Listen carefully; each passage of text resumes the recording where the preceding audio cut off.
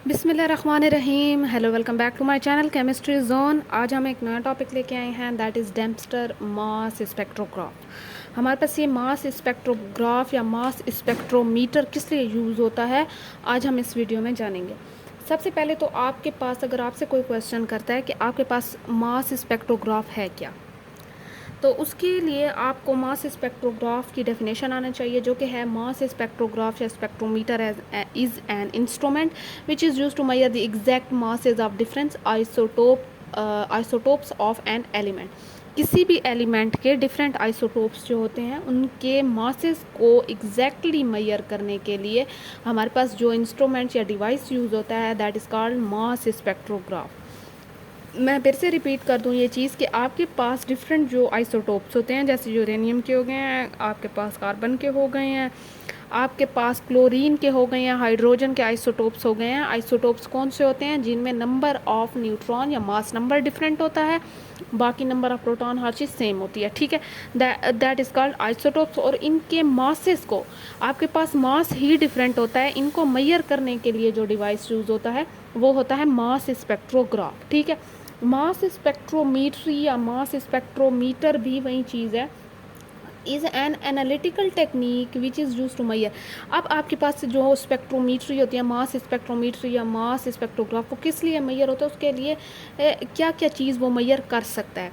उसमें आपके पास 4 पॉइंट्स हैं। आपके पास ये device exact masses of isotope भी मैयर कर सकता है, रिलेटिव अबंडेंस ऑफ आइसोटोप भी हमें बता सकता है, मॉलिक्यूलर मास ऑफ कंपाउंड भी हमें बता सकता है, और साथ ही साथ में हमारे पास मॉलिक्यूलर स्ट्रक्चर भी हमें बता सकता है। ये हमारे पास 4 चीज़ें हैं, ये मास स्पेक्ट्रोग्राफ हमें बता सकता है, या हम इस प्रोसेस से हम ये जान सकते हैं इस डिवाइस से, ठीक है।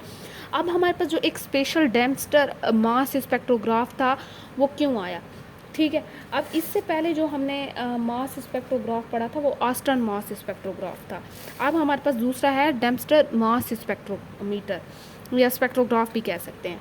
अब इसकी हिस्ट्री क्या थी कि ये कौन से साइंटिस्ट ने हमारे पास इन्वेंट किया था। ए जे डेम्पस्टर था, 1918 में ये उसने हमारे पास इन्वेंट किया था सबसे पहले ये spectrometer, used for identification of element which are available in solid state.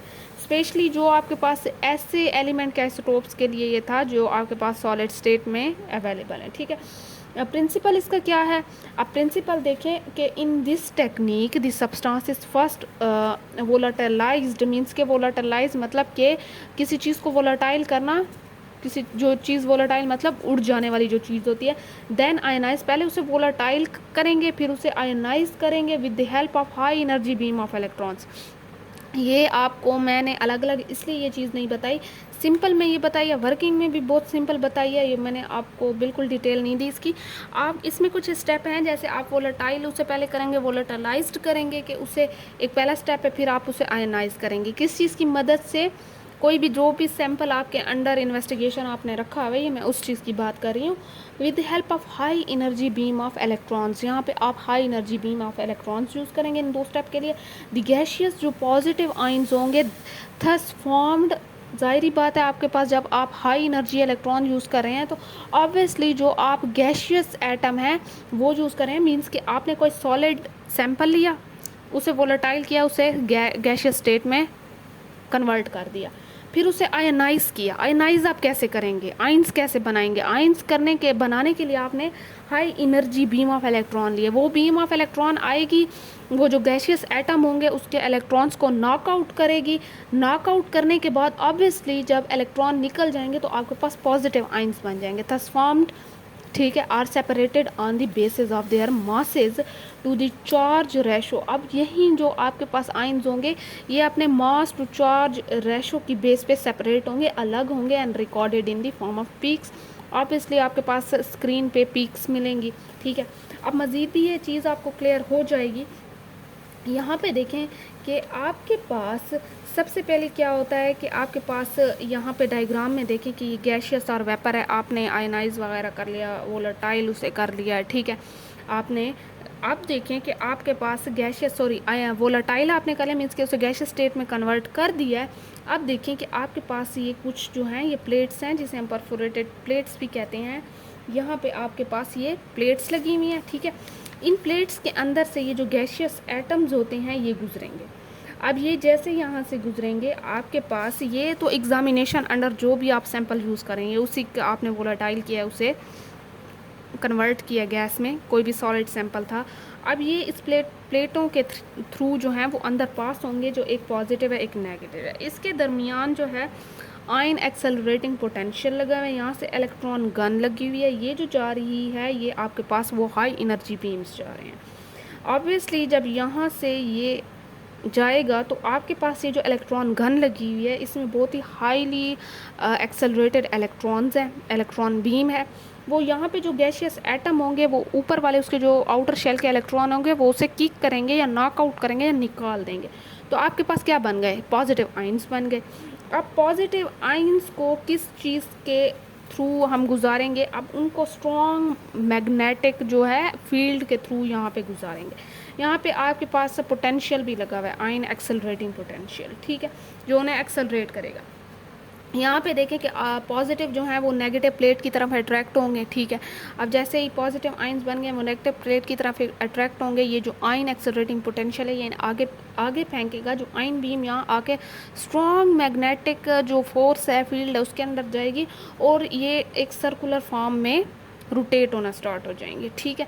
अब वो according to their mass to charge ratio आपके पास यहाँ पे स्लिट प्लेट लगी हैं, यहाँ पे वो क्या होंगे, चिपकेंगे या फेंकेंगे या ये अपने उसकी तरफ आके यहाँ पे अपने अपने टारगेट पॉइंट पे आके लगेंगे, ठीक है, स्ट्राइक होंगे।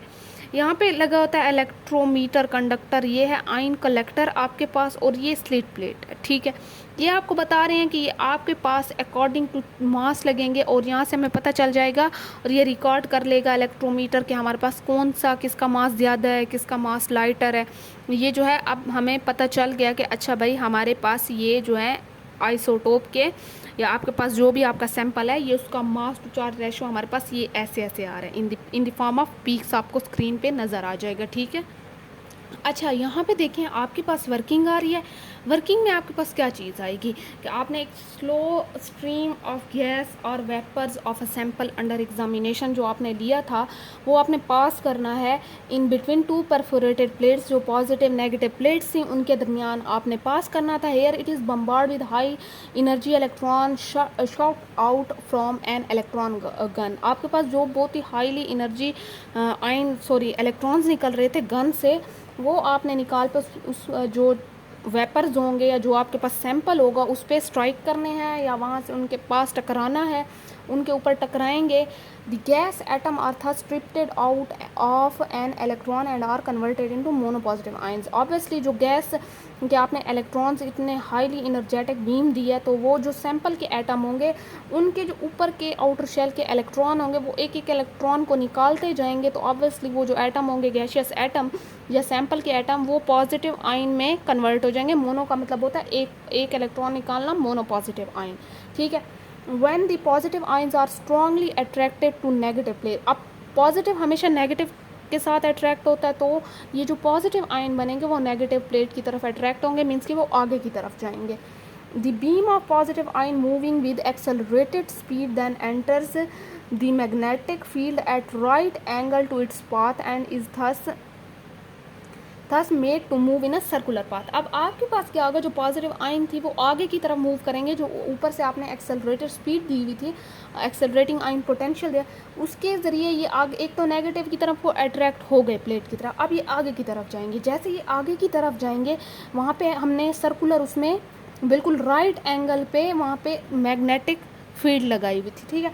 जैसे वहाँ पे जाएंगे ये सर्कुलर उसमें मूव करना स्टार्ट हो जाएंगे पाथ में इन दी इन्फ्लुएंस ऑफ मैग्नेटिक फील्ड। अब ये मैग्नेटिक फील्ड का जो है एक सर्कुलर पाथ बन जाएगा जिसमें ये पॉजिटिव आयन मूव करना स्टार्ट हो जाएंगे।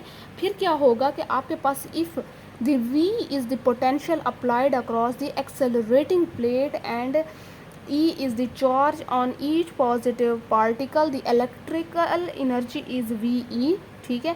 Thus it is imparted to particles as kinetic energy 1/2। अब ये आपके पास वो कहते हैं कि लेट सपोज अगर मैं आपके पास जो पोटेंशियल मैंने अप्लाई किया मैं उसे V का कर दूँ, V का नाम दे दूँ, जो एक्सेलरेटिंग प्लेट के आयन एक्सेलरेटिंग पोटेंशियल जो था मैं उसे V का नाम दे दूँ, ठीक है। और जो चार्ज है वो ई हो गया है, जो positive on each positive particle था, ठीक है, जो आयन बने थे उसके चार्ज को मैंने ई कर दिया है, और मैंने होने वाले पोटेंशियल जो अप्लाई किया था उसे मैंने वी कर दिया है। अब जो मेरे पास इलेक्ट्रिकल एनर्जी है वो वी ई हो गई है, और मेरे पास जो पार्टिकल्स थे उनकी काइनेटिक एनर्जी कितनी हो गई है, 1/2 mv²। आपको पता है ना कि kinetic energy is equal to 1/2 mv² है। अब मैंने यहाँ पे देखें कि आपके पास वहाँ फील्ड स्ट्रेंथ भी आ रहा है। अच्छा, यहाँ पे देखें अब मैथमेटिकली ये कैसे है। मैथमेटिकली ये ऐसे है कि आपके पास, आपको नज़र आ रहा है ना यहाँ पे, हाँ यहाँ पे मैंने पहले तो यही लिख दिया है कि आपके पास इक्वेशन 1 जो है वो काइनेटिक एनर्जी थी जो वी ई के या ई वी के इक्वल थी, ठीक है, जो ये मैंने ऊपर यहाँ पे बात किया, ये मैंने कर दिया इक्वेशन 1। अब जो आप आगे आप चलेंगे, आपके पास आगे चलने के बाद आपके पास क्या होगा कि फील्ड आएगी, मैग्नेटिक फील्ड जो सर्कुलर पाथ में मूव कर रही थी। सर्कुलर पाथ इज सेंट्रीफ्यूगल आपके पास पाथ होगा, ठीक है। अब उसके सेंट्रीफ्यूगल के लिए हमारे पास क्या चीज़ थी, mv²/r का फार्मूला होता है, और जो मेरे पास फील्ड स्ट्रेंथ आ रही है मैंने इसी के साथ अगर मैंने मैग्नेटिक फील्ड लगा लिया, जैसे मैंने b से डिनोट कर दिया, तो मेरे पास क्या चीज़ आ जाएगी, BeV = mv²/r। एक v इससे कट हो गया है, ठीक है। अच्छा, यहाँ पे हमारे पास जो r है वो रेडियस है, ठीक है ना, आपको पता होना चाहिए कि आपके पास ये रेडियस है। यहाँ पे देखें कि आपके पास, अब मैंने ये कट कर दिया है, मेरे पास ये चीज़ बच गई है BeMv और /r। अब मैं r यहीं रखती हूँ और मैं इसे इस तरफ लेके आती हूँ, तो ऑब्वियसली मेरे पास ये ऊपर आ जाएगा, ये नीचे आ जाएगा, या इस चीज़ को यहाँ नीचे लेके आएँ और r ऊपर चला जाएगा, आपके लिए जो भी ईजी हो। अब आपके पास ये बन गई है इक्वेशन 3। यहाँ पे जो v है वो इज इक्वल्स टू है 2eV/m 1/2 के इक्वल, ठीक है। अब ये वैल्यू मैंने इस v की जगह पुट कर दी है, v की वैल्यू, तो मेरे पास ये चीज़ आ गई है, ठीक है।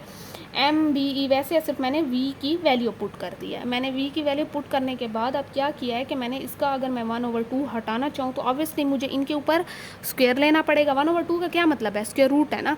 तो मैंने ये चीज़ हटाने के लिए अगर मैं इसे 2 के साथ मल्टीप्लाई करती हूँ, ऑब्वियसली ये कट हो जाएगा, इसका स्क्वायर लूँगी तो ये आ जाएगा सिंपल में, और इनके ऊपर तो कुछ भी नहीं है तो ये रह जाएगा, इनके ऊपर 2 सबके ऊपर स्क्वायर आ जाएगा। मैंने बोथ साइड पे स्क्वायर लिया है, ठीक है ना।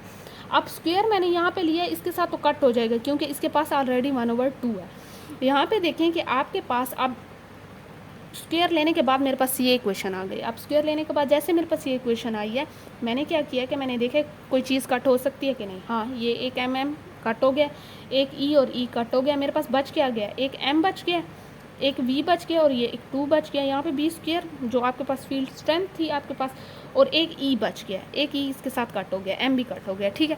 अब मेरे पास जो है मैंने क्या किया कि E/m मैंने रेशो लिया है, ठीक है, क्योंकि मेरे पास जो आपके पास सेपरेशन हो रही थी वो E/m रेशो की बेस पे हो रही थी ना, तो मैंने ये साइड पे कर दिया। मेरे पास आ गया 2V/r² साथ में b² जो आपके पास फील्ड स्ट्रेंथ थी, ठीक है। अच्छा, यहाँ पे आपने एक चीज़ ये भी देखनी है कि आपके पास डायरेक्टली प्रोपोर्शनल है, आपके पास जो v अप्लाई हो रहा है उसके v ज़्यादा तो E/m भी ज़्यादा, और इन्वर्सली है रेडियस के और मैग्नेटिक फील्ड स्ट्रेंथ के, मतलब कि अगर ये चीज़ ज़्यादा तो ये कम, ये ज़्यादा तो ये कम, ठीक है। तो ये चीज़ अब मैं आपको एक डायग्राम दिखा देती हूँ। यहाँ पे जो आपके पास कुछ प्लॉटेड ग्राफ है, अबंडेंस के बारे में बताया हुआ है, आइसोटोप्स की, नियॉन के जो आइसोटोप्स हैं, ठीक है। यहाँ पे आप ये देख सकते हैं, आपके पास ये क्या चीज़ दी गई है, ये ग्राफ दिया गया है जिसमें आपके पास ऐसे ही कुछ आते हैं। आपके पास ये होता है कि जब डिटेक्टर पे ये स्ट्राइक करते हैं तो एक छोटा सा इलेक्ट्रिक करंट प्रोड्यूस होता है जो रिकॉर्ड होता है इन द फॉर्म ऑफ पीक्स में, ठीक है। तो ये आपके पास नियॉन का कुछ था मास और ये अबंडेंस है, आपके पास कुछ ऐसे ही आपके पास ग्राफ आता है जिससे आपको अबंडेंस वगैरह का पता चलता है। तो अब तक के लिए इतना काफ़ी था, इंशाल्लाह आगे फिर देखेंगे कि इनकी सेपरेशन किस बेस पे होती है, इनको मज़ीद डिटेल में पढ़ेंगे। आई होप सो आपको सिंपल में ये चीज़ समझ आ गई होगी। चलें जी, फिर मिलते हैं, अल्लाह हाफिज़।